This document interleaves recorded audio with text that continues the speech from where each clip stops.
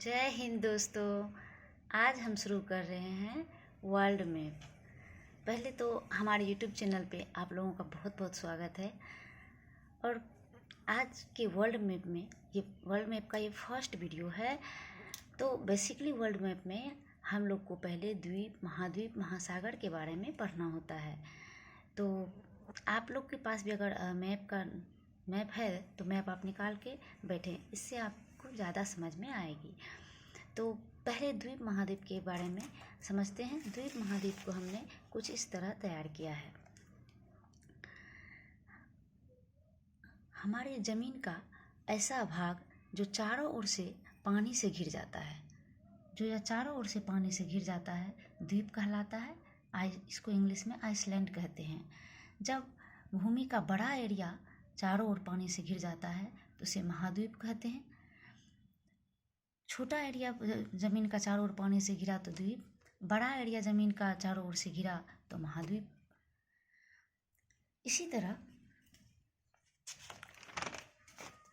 हम जब तीनों ओर से पानी से घिर जाए कोई ज़मीन का एरिया, 3 भाग पानी और 1 भाग स्थल रहे, तो वह अंतरीप, इंग्लिश में उसे कैप कहते हैं।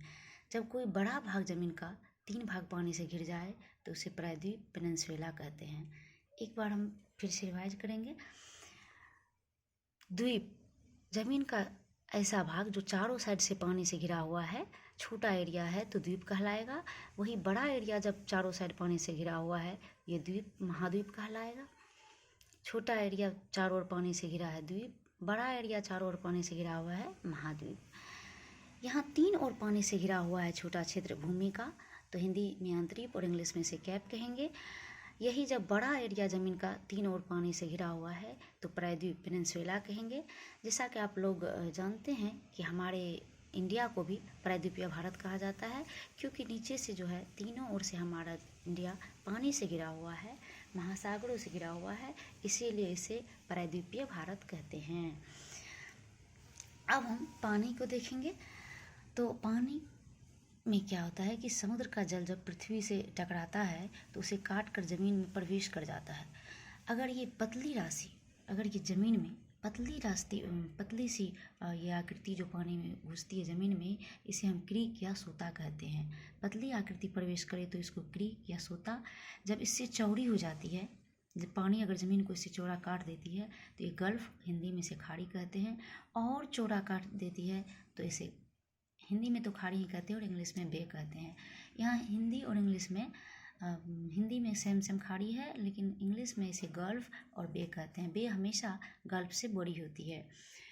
इसी तरह पानी जब काटते काटते चंद्राकार रूप ले लेती है तब इसे बाइट कहते हैं। इसको हिंदी में भी बाइट ही कहते हैं।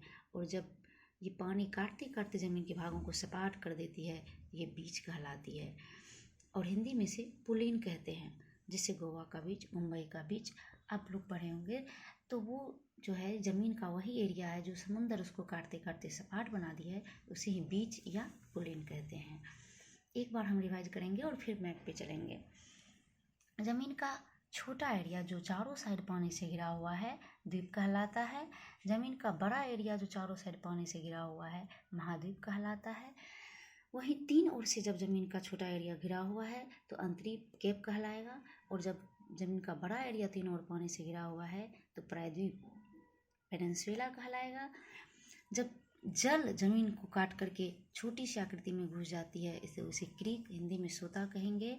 और चौड़ी हो जाएगी गल्फ कहेंगे, और चौड़ी हो जाएगी बे कहेंगे। और जब काटते काटते अंदर से चंद्राकार रूप ले लेगी तो बाइट कहेंगे। और जब सपाट हो जाएगी भूमि तो इसे बीच या पुलिन कहेंगे। तो द्वीप, महाद्वीप, महासागर के बारे में हम थोड़ी सी जानकारी लिए। अब हम फिर से चलते हैं अपने वर्ल्ड मैप पे। जैसा कि आप अभी द्वीप महाद्वीप पढ़े, बाइट पढ़े, तो ये जो हमारा ऑस्ट्रेलिया है इसे आप देख सकते हैं। ये चंद्राकार कटी हुई है तो इसे हम बाइट कहेंगे। हमारे यहाँ जो है एशिया महादेश में, हमारा इंडिया में बे ऑफ बंगाल, इसे हम बे कहेंगे। ये सबसे बड़ी बे है, बे ऑफ बंगाल सबसे बड़ी बे है। और अगर गल्फ की बात करेंगे तो यहाँ जो हमारा मेक्सिको की खाड़ी है, ये सबसे बड़ी गल्फ है, ये सबसे बड़ी गल्फ है। और हमारा बे ऑफ बंगाल सबसे बड़ी बे है। तो अब हम अपने सातों महादेश के बारे में जानते हैं। 7 महादेश में सबसे बड़ा है एशिया महादेश। हम इसको ये दिखा रहे हैं आपको, ये इतना बड़ा क्षेत्र, ये हमारा एशिया है। अभी सातों महादेश को हम सीरियली याद करते हैं। तो ये है हमारा एशिया, ये एशिया, ये हमारा दूसरे नंबर पे अफ्रीका, एशिया, अफ्रीका, उत्तरी अमेरिका, दक्षिणी अमेरिका, एशिया, अफ्रीका, उत्तरी अमेरिका, दक्षिणी अमेरिका। एक बार रिवाइज कीजिए, एशिया, अफ्रीका, उत्तरी अमेरिका, दक्षिणी अमेरिका। ये है हमारा अंटार्कटिका।